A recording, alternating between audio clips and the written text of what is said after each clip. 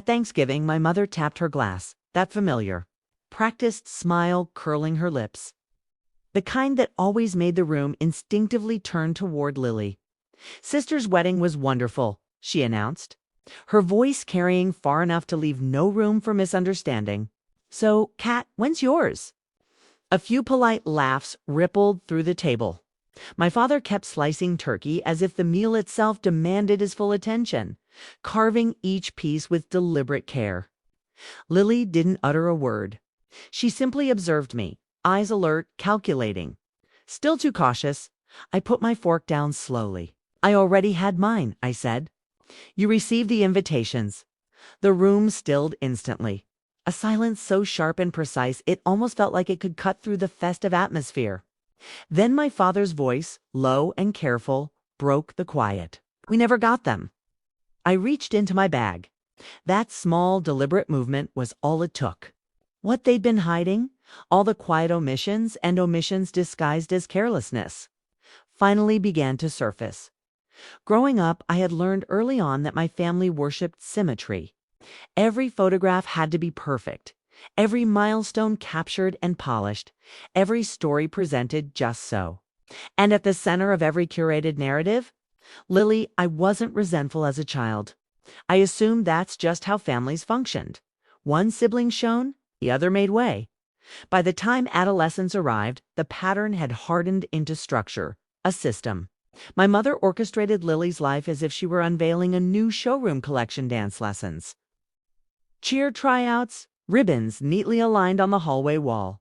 Whenever I had my own achievements, a science fair medal, a college acceptance letter, my mother's smile was polite, but fleeting. "Could you take the picture later?"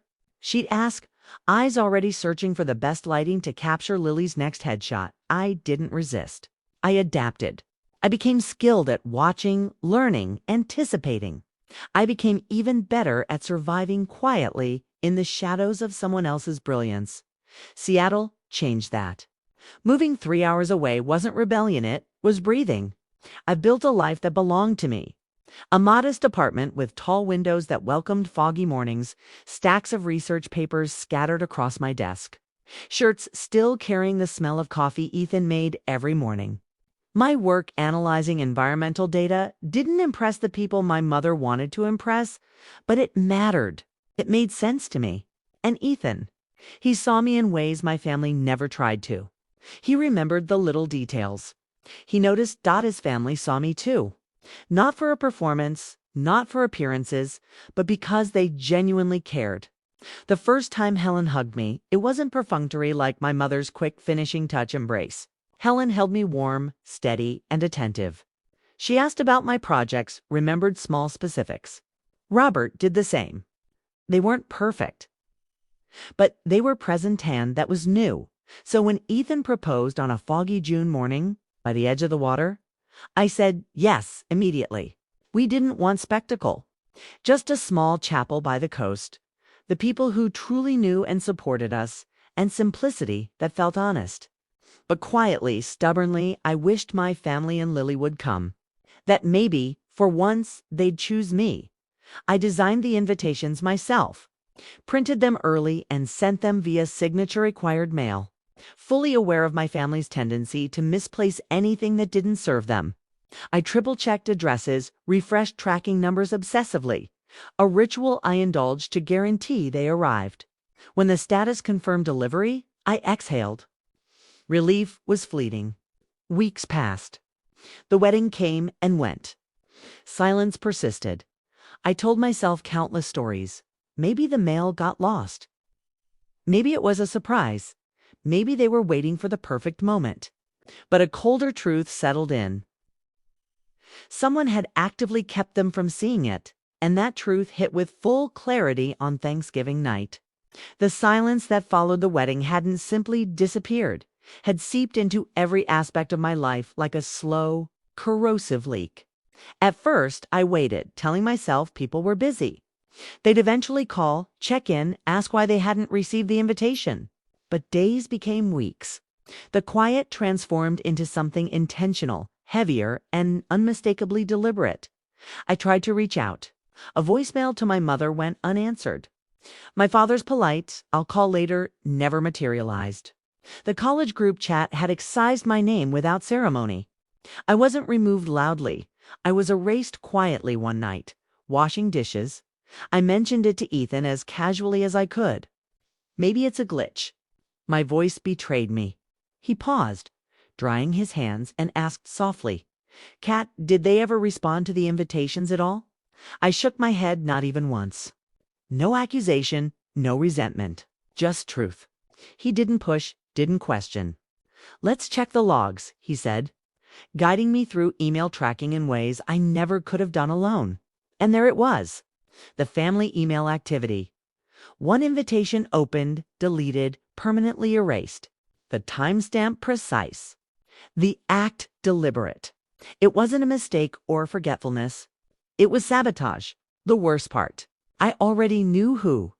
I pictured Lily in our childhood kitchen, controlling the flow of mail, deciding who got attention and who did not. The pieces fell into place. Lily's massive September wedding, 350 guests. Designer dress, every detail curated, needed, undivided focus. My small, quiet wedding represented a distraction, and she couldn't allow it. I needed proof.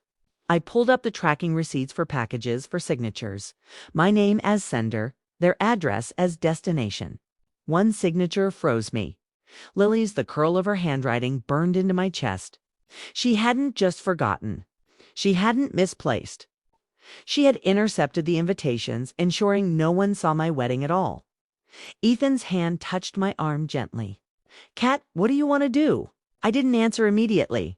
Anger would have been simple. Rage would have been expected. But what I felt was sharper, deeper, a familiar ache of being unseen. A wound reopened. What do you do when those you love actively choose not to see you? Thanksgiving approached. I almost skipped it, almost let them pretend I didn't exist. But pretending had created the very problem I was now confronting. I made a different choice. I went, carrying the truth with me. Thanksgiving always looked perfect on the surface. White tablecloths, polished silver, candles flickering like something out of a magazine. But as soon as I entered, the old tension settled over me. A familiar heavy coat I never asked to wear. Lily posed near the fireplace, her husband adjusting her hair like it was a holiday card shoot. My mother fussed over turkey, narrating every aspect of Lily's wedding to anyone within earshot. My father poured wine with mechanical precision, already weary from the performance. Not one person asked how I was. Not one acknowledged the wedding they had, all intentionally missed. I seated myself directly across from Lily. She didn't look up. She didn't have to. Silence can be performative, and Lily had always been the master of performance. Dinner began with the expected ritual. Praise for Lily's dress, her venue, her guest list, her connections. Every sentence a reminder that they had always prioritized her over me, repeatedly and without hesitation. While ignoring the life-changing moments in my own, then my mother tapped her glass. "Sister's wedding was great," she said brightly, I seeking Lily's approval. "So, Kat, when's yours?" A ripple of laughter went around the table. Even the knife in my father's hand hesitated, unsure which side to support. Lily's gaze stayed glued to her plate, too controlled, too deliberate. That was all the confirmation I needed.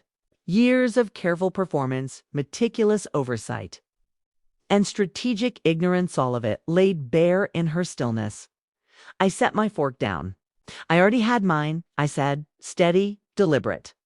6 months ago.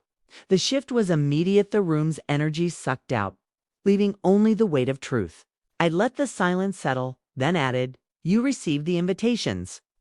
Forks froze. Eyes widened. My mother's practiced smile faltered. My father blinked, uncertain. Lily's face remained unmoved, another act of careful control. She knew what was coming and couldn't stop it. "Kat," my father said, careful, cautious. "We never got any invitations." There it was, the rehearsed lie, the familiar deflection, the story they had perfected without realizing it. I felt clarity wash over me. Not anger. Not revenge. Just understanding. "I figured you'd say that," I replied softly. I reached into my bag with deliberate calm and placed my phone on the table. The screen glowed, reflecting in the wine glasses and candlelight like a sharpened edge. Every eye followed the movement. This was the line I'd never crossed, the boundary I had never drawn. The moment I stopped letting them rewrite my story, as I tapped the screen, the receipts rose up like a tide. The room shifted not with noise, but with the quiet gravity of a storm just before it hits. For deliveries, for signatures, all marked received.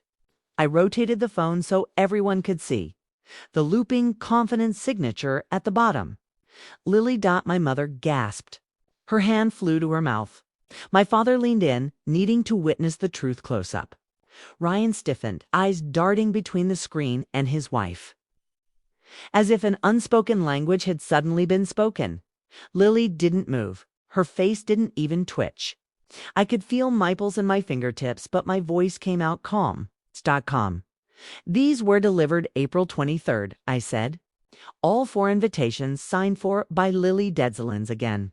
But this time, it wasn't surprise. It was exposure. Cat, my father whispered this. This must be ammo steak. It's not, I said, swiping tough neck screenshot. This is that tracking log from the Postal Service. Priority mail. Signature required, all confirmed, all delivered. I paused, then added quietly, and all intercepted. Mimosa shook her head. No, that makes no sense. Lily would never. Oh, stop, I said gently. Not harsh. Just on, you keep saying what Lily wouldn't tell, but you never look at what she actually does. That landed. My mother froze. Ryan finally spoke, his voice low. Lily, did you sign for these? Lily blinked. Not slow, not thoughtful, but mechanical, like she was trying to reboot her expression. I don't remember. Maybe sometimes I grabbed the mail, but I didn't see any invitations. I stayed quiet. I'd learned a long time ago that silence is sometimes louder than any accusation, so I let it sit. My father, staring hard at Lily, now said, You didn't see 4 packages from your sister. Around the time you knew she was engaged. It's not my job to track Averian's mail. Lily snapped back the first crack in her composure, sharpen out to cut. It was the wrong move. Mimotha reached toward her. Sweetheart, no, I said, my voice still calm. Let her talk. She's been talking for years. Lily glared at me. What's that supposetto mean? I didn't answer the question. Wiped to the last screenshot, the email leg Ethan helped me access. This, I said quietly, is the activity log for a Thefamily email account. The wedding announcement email I sent in April was upon from this house, then deleted immediately. My father's jaw tightened. Who has access to that account? Everyone at the table knew the answer. Everyone Walways knew the answer. Lily finale broke. I didn't delete anything, she said too fast. I tilted my head. Then why does it show your device ID? Her mouth penned, closed, opened again. Maybe I clicked it by accident. I don't know, why are you attacking me? I'm not attacking you, I said. I'm showing Yoha you did. My mother exhaled harshly. Why would Lily ever hide your invitations? Why would she sabotage your wedding? That's ridiculous. There it was. The sentence she'd been polishing me entire life. The defense she used for every bruise Lily ever left on me. Why? I repeated. Because my wedding happened in June. Hers was in September. I turned to Lily. Baisui didn't want anyone talking about mine before yours. Lily flinched likey'd, slapped her with the truth she'd been trying to outrun. That's insane, Lily hissed. You always twist things to make me look bad. No, I said, voice steady. You did that yourself. Rian scare scraped the floor as he stood. Lily, is this true? She stared down at her napkin, her breath shaking. I don't this is everyone always thinks Cat is so innocent. She never needs anything. She never wants anything. She ruins nothing for anyone. She just exists and makes Severian feel what I asked softly. Make Severian feel what she's shot to her feet. Feel guilty. Feel small. Feel like Shadowson even have to try. Ah, there it was. The real confession, not about the invitations, but about every year before them. I leaned back slightly. So, yeah, you hid my wedding because what? Because it was quiet. Because it didn't compete with your 6-tier cake and rented string quartet. That's not, she gasped. But the truth was already hanging in the air like smoke. Kat, my father sat asperately. We didn't know. If we'd known, we would have. You would have come, I finished for him, after years off missing every milestone. After forgetting every birthday, after Macking's or Lily's needs always came first, Heck closed his eyes. My mother's face twisted. You can't put all that on us. We did our best. No, I said, you did your best for Lily. For me, you did the bare minimum and called it fairness. Lily sat down abruptly, her shoulders collapsing. Even she couldn't defend that. The weight of decades pressed into me chest, not as grief anymore, but as clarity. I looked at each of them. Thepi Pillai had begged silently for Yurs to see me. And I finally told the truth. I didn't lose my family tonight, I said. I just stopped pretending I had one. Mamatha gasped. Kat, don't you dare talk like that. Why, I said, because he threatens the story you built. The one where Lily is perfect. Dad is neutral. You are the peacemaker and I'm the problem. No one said you're the problem, Dad whispered. You didn't need to say, I replied. You've showed it over and over. Ryan sank back into his chair, Asif, watching the pieces of his mariagerie inching themselves into a shape hadn't recognized. Lily whispered, Kat, please. Kat, please. That single word, please, carried years of fear, guilt, and the sudden realization that her control was gone. I stood slowly, pushing my chair back with a soft scrape. I'm done begging for a place at this table, I said. I'm done asking you to show up foam. I'm done pretending Lily's choice and hurt me. I'm done accepting your silence as anything but agreement. It took a breath. I'm done. My father stewed to, reaching out. Kat, don't go. We can't talk. We are talking, I said the first time, and for the last time, under these terms. My mother's eyes brimmed. We can fix this. You can't fix what you refuse to acknowledge, I replied, and you refused for years. I picked up my coat, feeling lighter with every inch. It pulled it over my shoulders. As I walked to the door, I heard Lily sob quietly. I heard my mother mutter my name like a plea. I heard my father say, we should have checked. We should have asked. But hair remorse wasn't my responsibility to me. I opened the door, cold air rushing in, and paused just long enough to say, you didn't miss my wedding. You chose not to see it. Then I stepped outside, letting the door close behind. Not loudly, not dramatically, just firmly. A clean final line drawn.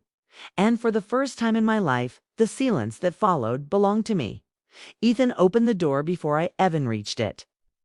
Like he'd been listening for me footsteps. One look at my face, and he didn't ask what happened. He just wrapped his arms around me and held on until the shaking stopped. No questions, no judgment, just presence. Something my family had never mastered. The next morning, his parents invited us over for a simple breakfast. No ceremony, not tea, just warm food, real conversation, and the kind of attention that doesn't need to be earned. Helen squeezed my hand and said, your family here. Not Bacchus, you married my son because you matter. A week later, Lily sent along a mail. Therapy, soft, apologetic, admitting more than I expected. I read it. I didn't reply. My dad called every few days. Small steps, careful steps. I'll let him try. Then he found one of my wedding invitations buried in a storage box in the garage. Proof of everything I already knew. He mailed it to me quietly without commentary. That was the closest come to an apology that felt real. My mother never reached out. And for the first time, that absence didn't feel like a wound. It felt like an answer. Used to believe family was something you protected, no matter what it costs you. But standing in my own home now, Ethan cooking dinner, laughter drifting in from friends who choose me every single day, I finally understood the truth. Family isn't who shares your blood. It's SWO shows up. It's who listens. It's WA stays. And sometimes the bravest thing you can do is walk away from the people who never learned how to hold you. If any part of this felt familiar, tell me where you're watching from and share our story below. And don't forget to subscribe for the next.